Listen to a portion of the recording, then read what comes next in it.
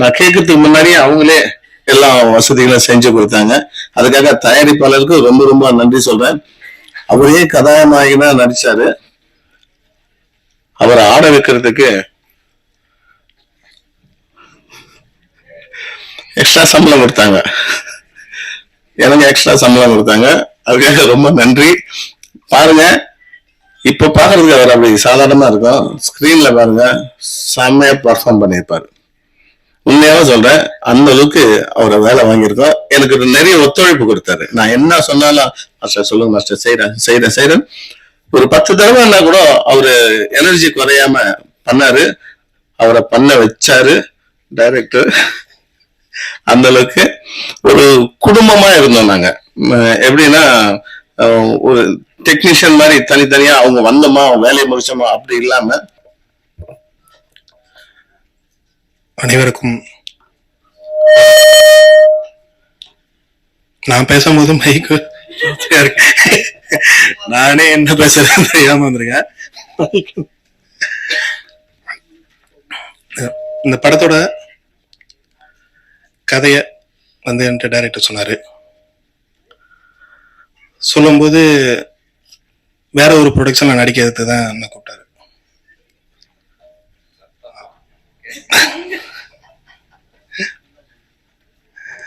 ஆனா அந்த கதையை கேட்டதுக்கு அப்புறம் நானே ப்ரொடக்ஷன் பண்றேன் அப்படின்னு சொல்லி சொன்னேன்.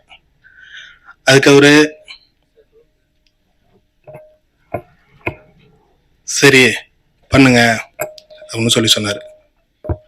அப்படிதான் இந்த கதையில நடிக்கிறது இருக்கணும். நான் ஹீரோவை பண்ண சொன்னாரு. நான் வேணாம் அப்படின்னு சொன்னேன். எனக்கு அதெல்லாம் வராது.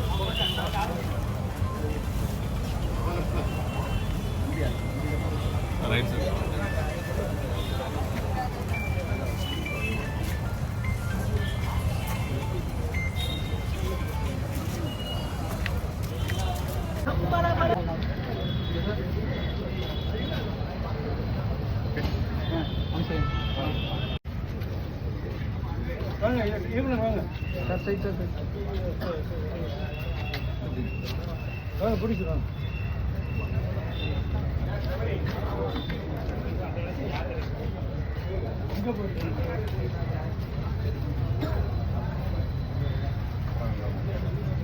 சரிங்க பாருங்க.